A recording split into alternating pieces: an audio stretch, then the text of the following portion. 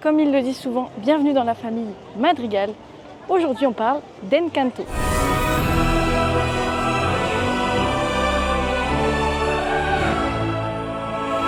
Bon, d'habitude j'essaye d'aller à un endroit qui est un peu dans la thématique du film, mais bon là c'est un peu compliqué. Donc on va se balader dans le parc, si ça vous dérange pas. Vous n'avez pas le choix, de toute façon vous venez avec moi. Alors, tout a commencé en 2018 avec Jared Bush. C'est un scénariste et animateur qui a déjà travaillé sur d'autres Disney, comme par exemple Zootopie ou encore Vaiana. Et justement, en travaillant sur Zootopie, il va rencontrer Byron Howard et ils vont bien s'entendre et ce sera le début d'une belle amitié. C'est comme ça que tout commence en général. Ils vont être super copains, etc. Et Bush, il va travailler du coup sur Vaiana ensuite. Et c'est là qu'il va rencontrer Lin-Manuel Miranda. Et avec lui aussi, il va super bien s'entendre. Donc qu'est-ce qu'il va faire Jared Bush? Il va les réunir tous les deux et ça deviendra un trio. Ils vont être bons copains et ils vont se dire mais puisqu'on est copains, pourquoi on ne fait pas un film ensemble du coup? Ce serait cool en fait, non? Ils vont réfléchir à quel genre de film ils pourraient faire et surtout qu'est-ce qu'ils ont en commun. Ils vont remarquer qu'ils ont tous les trois une chose en commun, c'est une famille nombreuse. Donc là, vous voyez où je veux en venir. Et en plus de ça, un Disney qui parle des familles nombreuses, bah il n'y en a pas. Donc c'est parti, let's go! Mais ils veulent pas seulement parler d'une famille juste comme ça, ils veulent vraiment montrer l'intérieur d'une famille et les problèmes que peuvent avoir une famille nombreuse, comme par exemple la place qu'on doit occuper, à quel point ça peut être compliqué justement de trouver sa place. Et en plus de ça, dans les cultures latines, la famille c'est très très important. Donc là, il n'y aura pas un héros, un seul personnage, il y en aura 12. C'est comme ça que commence le projet d'Encanto. Une flamme magique et éternelle. Alors pour écrire le scénario, les réalisateurs vont décider de ne pas juste se fier à leur expérience à eux, puisque chacun a une expérience différente. Donc ce qu'ils vont faire, c'est qu'ils vont regrouper des gens qui travaillent de chez Disney mais qui sont d'origine latine justement. Et tous ensemble, ils vont créer un groupe qui s'appelle La Familia. We were really lucky with having a group of people that wanted to come and hang out and talk and really share a lot of stories with us. Avec les réalisateurs, ils vont se voir, ils vont manger ensemble, faire des activités, etc. Ils vont parler de plein de choses et le but, c'est vraiment de partager ensemble ce qui se passe dans leur famille, d'en connaître un peu plus sur la culture latine pour s'inspirer justement pour le scénario. I was also a part of the Familia group, so I was able to also share stories about my family, about family roles, about how we are so close to each other, how we live with our parents until we're much older, where families tend to stay close to each other, even if they live in different houses. Mais les réalisateurs, ils veulent surtout pas tomber dans le cliché de la famille colombienne. Ce qu'ils vont décider de faire, c'est se renseigner un maximum sur la Colombie. Et il leur faut aussi des témoignages de familles colombiennes pour faire la famille colombienne la plus réaliste possible. Donc Internet, c'est bien beau, c'est bien sympa, mais avec Internet, il n'y a pas cette ambiance, il n'y a pas ce petit truc en plus qu'on ressent quand on est sur place. Donc bah c'est parti, hein. Direction la Colombie.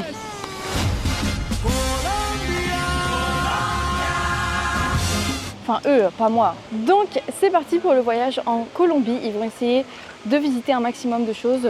Ils vont prendre un maximum de photos, de vidéos, etc. We did everything there. We went to lots of cities and lots of towns in the more rural. Et ils vont aussi parler à des gens, des musiciens, des artisans. Et ils vont surtout passer du temps avec les Artenacias de Colombia. C'est une association qui aide les artisans colombiens pour ne pas perdre ces métiers qui font partie du patrimoine culturel colombien. Ils ont une grande connaissance des objets typiquement colombiens et ils vont s'en servir pour tout montrer aux réalisateurs pour qu'ils puissent s'en inspirer.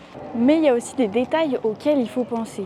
On ne sait pas exactement en quelle année se déroule le film, mais on sait qu'il ne se passe pas au 21e siècle. Ça c'est sûr. Personne n'a de téléphone, il n'y a pas de technologie, tout est magique. On n'est pas en 2024. On ne sait même pas exactement à quelle époque on est, mais il y a quand même un indice dans le film.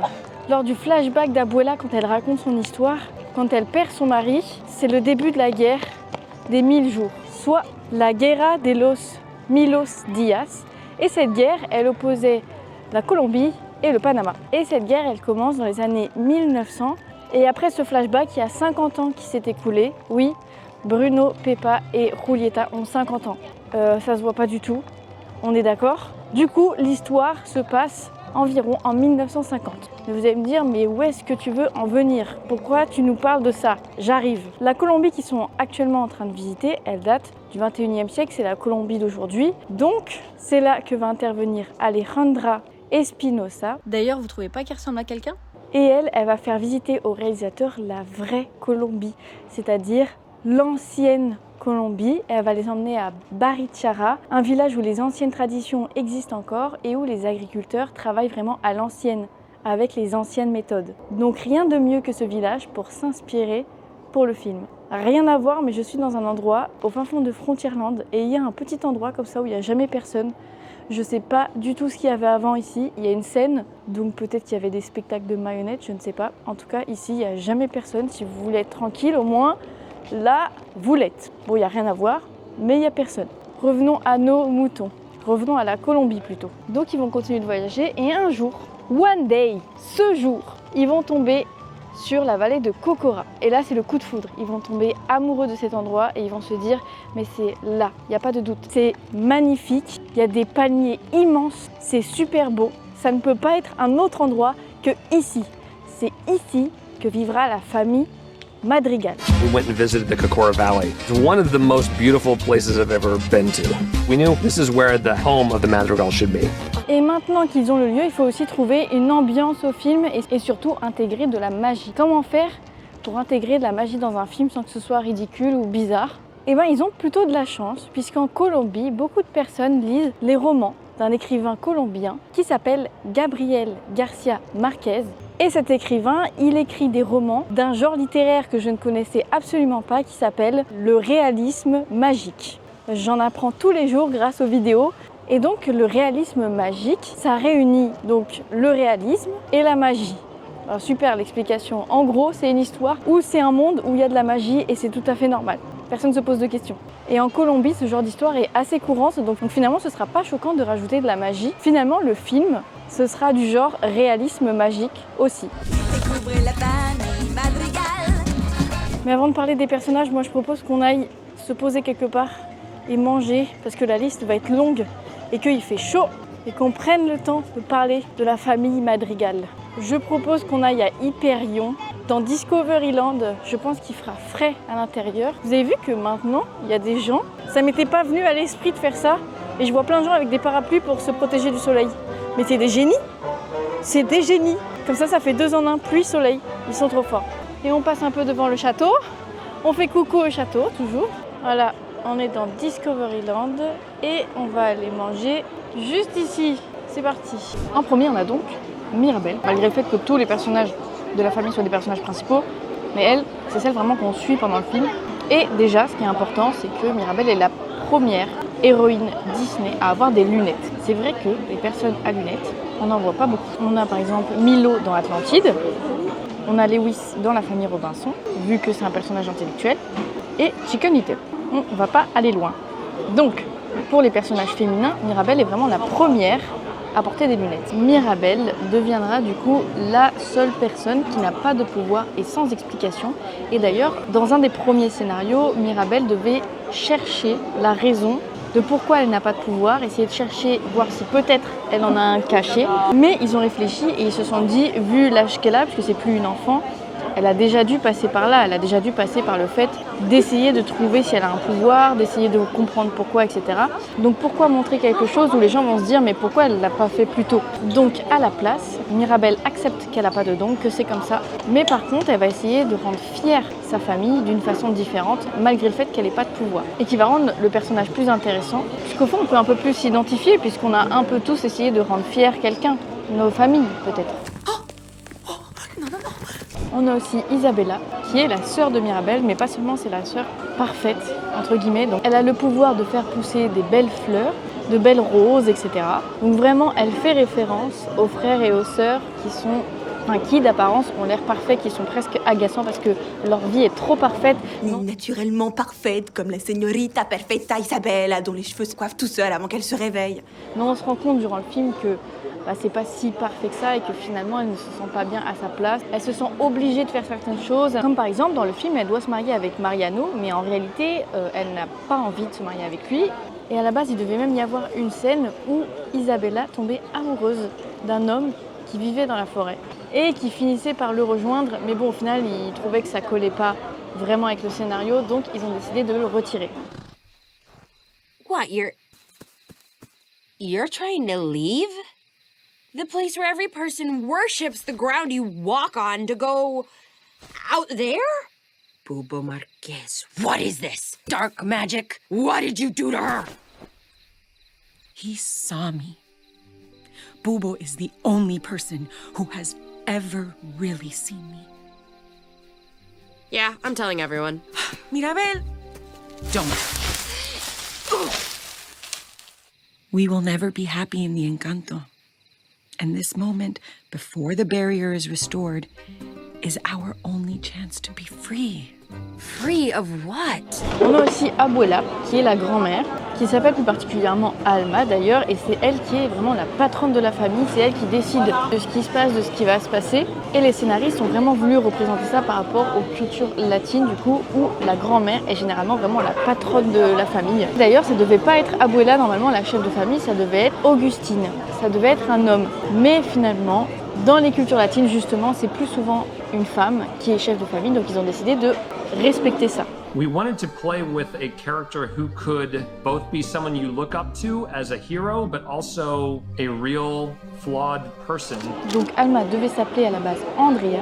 Et il y a un petit détail intéressant dans le film, c'est que la plupart du temps, Alma porte un châle noir pour montrer du coup qu'elle est en deuil vis-à-vis de son passé, puisque pour le rappeler, elle a quand même perdu son mari pendant la guerre. Mais une fois qu'elle va se réconcilier avec son passé, elle ne portera plus de châle noir. Donc elle ne sera plus en deuil. Nous sommes les Madrigals! Mirabel!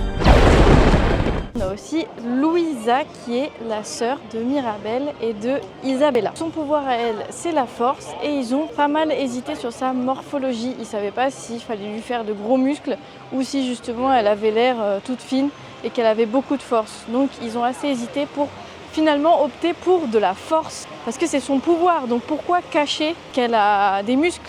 Vous voyez ce que je veux dire ou pas? We tried a lot of versions of pants and shorts and that sort of thing, Explorer women, but in the end it just didn't feel right to have her in pants, so she ended up with a skirt, but it's a very practical skirt. Luisa devait s'appeler à la base Lydia et on ne voit jamais sa chambre. On voit la chambre d'Isabella, on voit la chambre de Bruno, mais on voit pas la chambre de Luisa. Mais on sait quand même à peu près à quoi sa chambre ressemble. Dans le domaine du sport, cette chambre on va jamais la voir puisqu'il n'y a pas d'intérêt dans le scénario, mais elle a quand même été dessinée au cas où. Peut-être que je veux trop bien faire.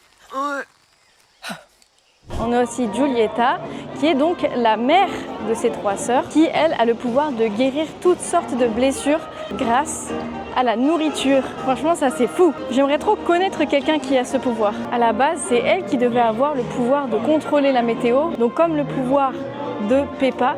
Mais finalement, ils ont décidé que c'était mieux qu'elle puisse guérir grâce à la nourriture. D'ailleurs, elle peut guérir même des maladies graves, elle peut guérir beaucoup de choses. Elle peut même guérir la vue de Mirabel.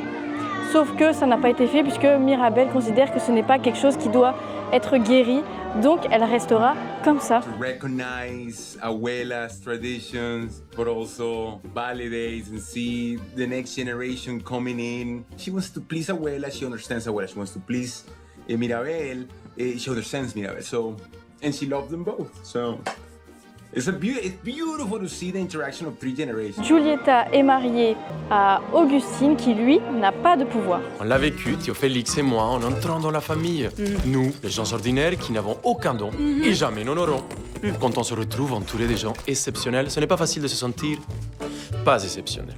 On a aussi Peppa qui, elle, contrôle la météo. À la base, son pouvoir, c'était pas du tout ça. Son pouvoir, c'était d'être indestructible, mais ça ressemblait beaucoup trop au pouvoir de Luisa avec sa force.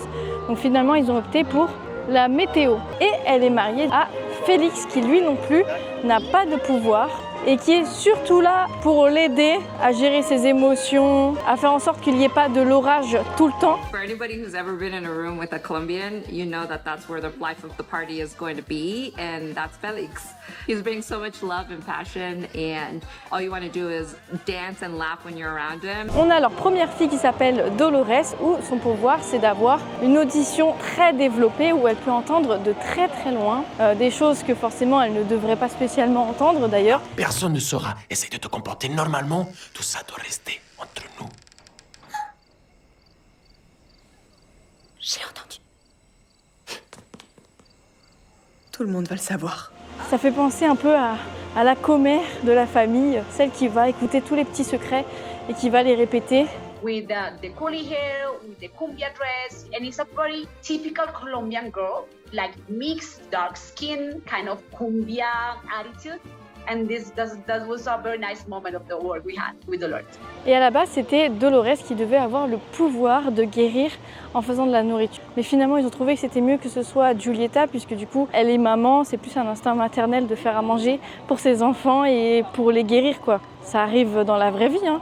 Rien de mieux que les repas de sa mère, de son père ou de sa grand-mère pour aller mieux finalement. Le McDo, ça marche bien aussi. Bon, enfin d'ailleurs, il y a un petit détail qui nous permet aussi de pouvoir différencier les personnages, c'est la façon dont ils sont habillés. But did you notice the outfits were all color-coded based on which part of the family tree you are? That was the idea of the costume designer, in order to help the audience keep the confusing family tree straight. Du côté de Peppa et de ses enfants, ils sont plus vers le jaune, orange. Et si on regarde du côté de Giulietta et ses filles, on est plus vers le rose, bleu. Donc on peut plutôt bien faire la différence entre les deux parties de la famille. Donc c'est plutôt bien fait.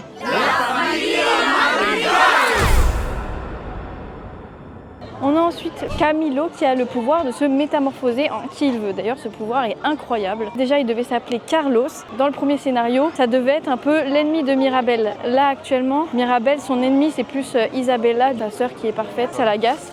Un conseil, petite sœur. Évite d'en faire trop, tu gênes, t'es toujours en plein milieu. Ça s'appelle se rendre utile, aider les autres, tu comprends? Et c'est pas moi, c'est toi qui es toujours...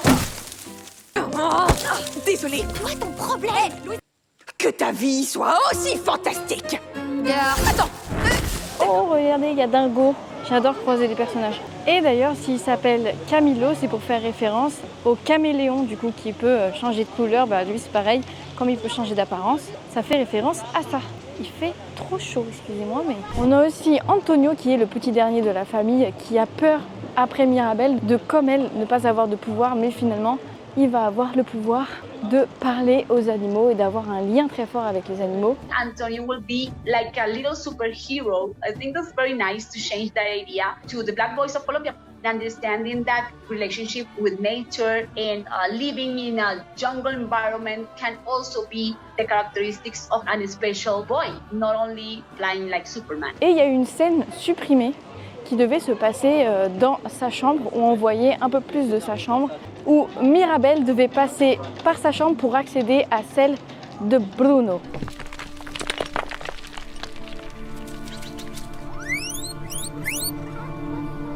Hey, I won't let you down. I promise. I got it from here. Thanks.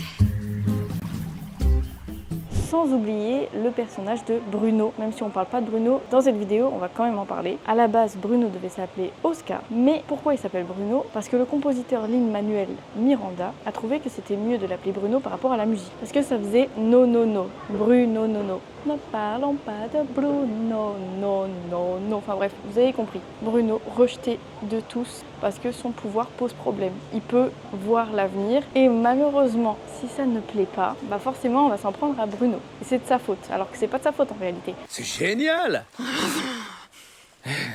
Eh ouais, comme d'hab. Et ils ont voulu vraiment représenter celui qui a disparu, celui dont on ne parle jamais. Il y en a dans certaines familles, comme il peut ne pas y en avoir. Mais c'est ce type de personnage qu'ils ont voulu représenter. Et Bruno, ou Bruno comme vous voulez, on retrouvera finalement dans les murs de la maison à être très superstitieux, donc à jeter du sel par-dessus son épaule, à faire toutes les choses superstitieuses qu'on peut faire pour essayer de protéger sa famille en essayant de leur porter chance. Elles ont été colmatées par Hernando. Et qui c'est? Je suis Hernando et je ne peur de rien. Alors attendez, c'est pas fini, on a aussi la casita. La casita qui est la maison familiale et qui est aussi magique. Alors je suis désolée, à partir du moment où tu poses une question à une maison et qu'elle te répond, c'est soit qu'elle est hantée, soit que c'est un personnage. En plus de ça, on peut voir que la maison a aussi son caractère. La maison va pas se décorer toute seule. Pardon, je sais que tu peux. T'es très belle. Elle représente un peu l'état d'esprit de la famille. Elle peut interagir, bouger des objets, bouger des personnes même. Et ça représente bien le réalisme magique dont je parlais tout à l'heure. Et cette maison, elle a vraiment été créée pour représenter l'architecture colombienne, évidemment. C'était un peu logique. Mais c'est encore mieux que ça. La maison a différents éléments qui regroupent différentes régions. Est-ce que c'était pas archi intelligent? Par exemple, les balcons de fleurs viennent de Carthagène, une ville en Espagne. Dans la cuisine, il y a des éléments des Caraïbes et de l'Amazonie. Les différentes couleurs de la maison, où c'est magnifique d'ailleurs, ça représente Salento, une ville colombienne, enfin, etc., etc. Et dans cette maison, chacun des personnages aura sa chambre. Et encore une fois, ça fait l'effet magique puisque la chambre est beaucoup plus grande que la maison. Et que même le village peut-être. Il y a certaines chambres, elles sont immenses. C'est encore plus grand à l'intérieur. Est-ce que vous aussi, vous auriez aimé avoir une chambre aussi grande? Celle d'Antonio avec tous les animaux ou plutôt celle d'Isabella avec toutes les fleurs? La question se pose. Et cette casita, c'était réellement un défi puisqu'il faut animer et faire passer des émotions à travers une maison. Genre voilà, on a dit aux animateurs, il y a une maison, il faut qu'elle soit vivante, qu'elle ait son petit caractère et qu'elle fasse passer des émotions. Voilà, vous vous débrouillez avec ça. Imaginez la tête des animateurs. Ils ont dû se creuser la tête pour faire passer des messages à travers le sol, les murs, les objets, mais aussi pour respecter les matériaux. Par exemple, le bois, il va pas être tout mou, sinon ce serait pas réaliste. C'est du taf. Il y avait encore plus compliqué, oui. C'était au moment où la maison est en train de se démolir. La maison tombe en ruine, clairement, et ok, on s'inspire de la vraie vie, etc. Et là, ils n'allaient pas faire démolir une maison juste pour voir comment ça fait. Donc, ils ont dû faire appel à des spécialistes. Je crois que sur ce film, il y a eu je sais pas combien de spécialistes. Ils ont vraiment appelé des spécialistes en tout. Mais vraiment. Ils sont aussi allés chercher un professeur en botanique pour lui poser un tas de questions sur la flore, sur les plantes, sur les arbres. Et franchement, entre nous, ils auraient pu faire des plantes au pif, franchement. Ils auraient pu inventer des plantes, personnellement j'aurais jamais remarqué, mais ils veulent vraiment faire les choses bien, ils veulent vraiment que ce soit réaliste. Alors ce professeur en botanique va les aider à être le plus réaliste possible. Il y a de la magie, mais c'est réaliste. Le réalisme magique. Musique! A bailar! A bailar! Et n'oublions pas quelque chose qui est très important dans ce film, on va parler de musique. Dès le début, les réalisateurs ils voulaient quelque chose de différent, que le film puisse regrouper plusieurs genres musicaux et carrément mélanger plusieurs genres, ce qui n'a jamais été fait dans un Disney avant. Et c'est Lin-Manuel Miranda qui composera les musiques.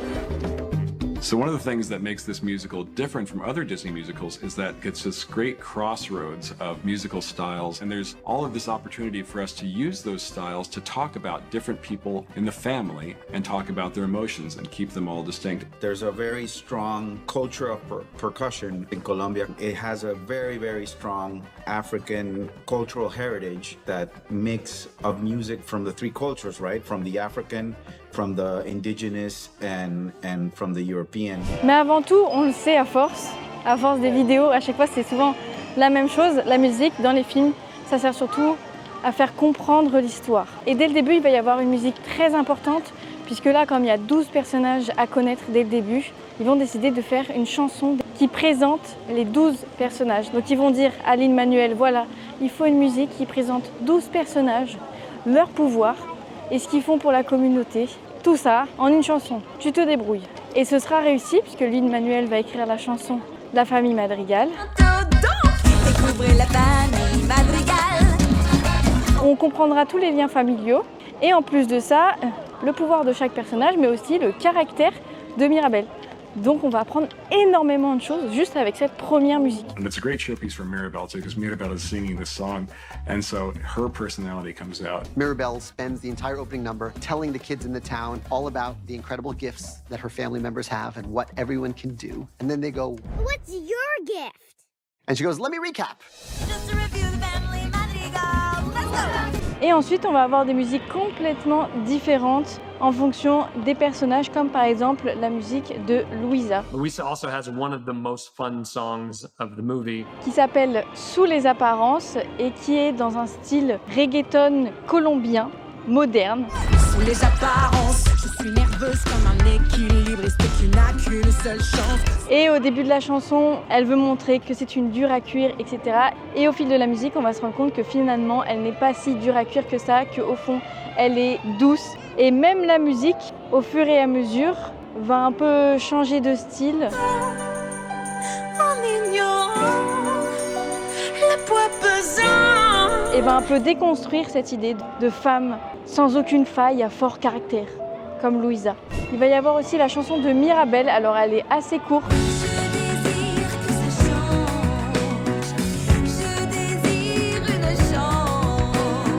mais c'est une chanson où elle va exprimer ses émotions, ses sentiments par rapport à sa famille. The song from our hero is always the hardest to write. Disney has an incredible tradition of these songs. You think about Ariel's Part of Your World, you think about Let It Go or Into the Unknown, Reflection from Mulan. So that's intimidating, full stop. Et cette musique sera composée comme une valse, donc à 3 temps. Aucun rapport avec les autres, vraiment rien à voir. And one of the solutions was to write it in 3/4 and to write it in waltz time. It's just a different beat. She's literally out of beat with the rest of her family. Il y a aussi Isabella qui a sa propre chanson Que sais-je faire d'autre, qu'elle a un pouvoir beaucoup plus fort et qu'elle peut faire d'autres choses que des fleurs.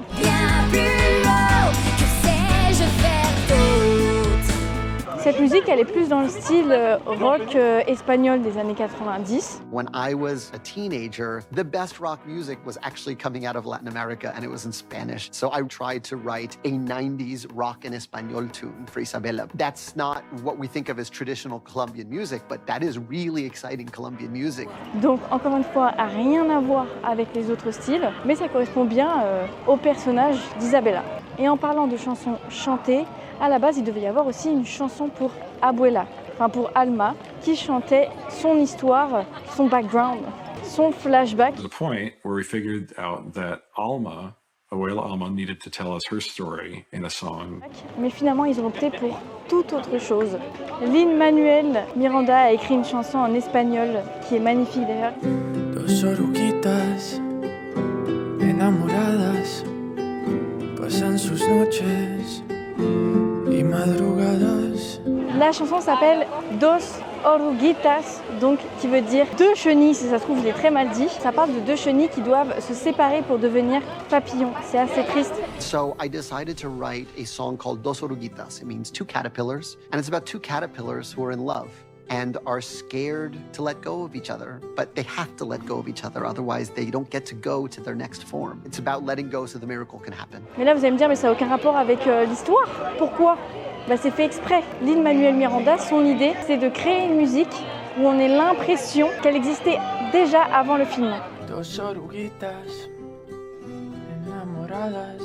Sebastián Yatra is a star in Colombia and he has an incredible voice. Et ça fonctionne vraiment parce qu'on a vraiment l'impression que la musique, bah, elle existait déjà avant. En plus, elle est écrite en espagnol, c'est aussi fait exprès. Ça rend le flashback beaucoup plus émouvant. Ça m'a fait pleurer, voilà. Ça me fait pleurer à chaque fois que je le vois. C'est trop beau, c'est magnifique. Et enfin, la fameuse, il commence à pleuvoir là. Ouh là là, il commence à pleuvoir. Ouh là là, on passe vraiment par toutes les météos possibles. C'est un truc de fou. Bon, on a bien sûr, évidemment, la fameuse chanson Ne parlons pas de Bruno. Qui mélange encore une fois plein de styles différents, plein d'instruments différents et tous les personnages qui participent du coup à cette chanson. Et chaque personnage a sa manière de chanter ou de danser. Et en réalité, Lin-Manuel Miranda, il a trouvé l'air assez rapidement. Il était au téléphone avec un réalisateur et il lui a dit « Bah, on devrait faire un truc un peu comme ça ». Et voilà. Mais il n'y a pas que le chant qui est important dans ce film, il y a aussi la danse, parce qu'il y a beaucoup de danse en réalité. Et comme les animateurs, eh ben, ils sont pas du tout danseurs, ils vont faire appel à une chorégraphe qui s'appelle Kai Martinez, qui est originaire de Colombie et qui a grandi là-bas. Et qui va créer avec d'autres danseurs chaque chorégraphie du film et ils vont les danser et les filmer sous tous les angles possibles pour que les animateurs puissent reproduire au mieux les danses. Et ils ont vraiment voulu mettre aucun style de danse de côté, donc il va y avoir plein de styles différents et même chaque personnage va avoir son propre style. Ça a été quand même hyper développé. The actors would do the whole dance in one take. It would be filmed twice, once in skirts and once in pants, so they could get the flow of the skirts, but also so they could get hip movement and not have it be obscured. Et ce qui a été aussi très compliqué, c'est qu'il y a une partie du film qui a été créée pendant le Covid, donc on peut voir des réunions qui ont été faites en visio, mais aussi les danseurs, quand ils se retrouvaient, ils avaient des masques par rapport au Covid forcément. Donc ça rendait la réalisation beaucoup plus compliquée, mais au final, ils s'en sont très bien sortis, puisqu'au final, le film est super, n'est-ce pas? Dolores, avons-nous une date? Ce soir. Et ça y est, la production est terminée et le film va sortir le 24 novembre 2021 au cinéma. Il va fonctionner, mais bizarrement pas autant que pendant les fêtes de fin d'année 2021 quand il va sortir sur Disney+. C'est là qu'il va vraiment marcher. This is my first time seeing the movie with an audience. That is very rare for the premiere to actually, this is the first time I'm meeting half our cast in person. I've only met them through Zoom windows. I've coached them through their songs via Zoom window. So I just hugged Veronica Falcón for the first time in my life and Adassa for the first time. Et on va retrouver aussi beaucoup de comédies musicales. D'ailleurs, il y en a une sur Disney+, que j'aurais tellement aimé voir en vrai, ça a l'air incroyable. On va aussi retrouver des comédies musicales sur glace. Il va y avoir pas mal de spectacles autour du film, puisque forcément c'est une comédie musicale, donc quoi de mieux qu'une comédie musicale pour être représentée au théâtre en tant que comédie musicale. Ça fait beaucoup de comédies musicales là. C'est la fin déjà de cette vidéo, ça passe vite, non? Ou c'est moi? Dites-moi si vous avez un personnage préféré dans cette famille ou de quel personnage vous vous sentez le plus proche, vous vous identifiez le plus. En tout cas, merci d'avoir regardé cette vidéo. N'hésitez pas à m'ajouter sur Instagram où il y a des petites anecdotes du parc. Et je suis en train de préparer quelque chose en ce moment et j'espère que ça vous plaira. Restez connectés, c'est ça qu'on dit ou pas? J'ai l'impression d'être ringard. Et j'ai l'impression que c'est ringard de dire ringard. C'est terrible. En tout cas, merci d'avoir regardé cette vidéo et on se dit à la prochaine. Bisous!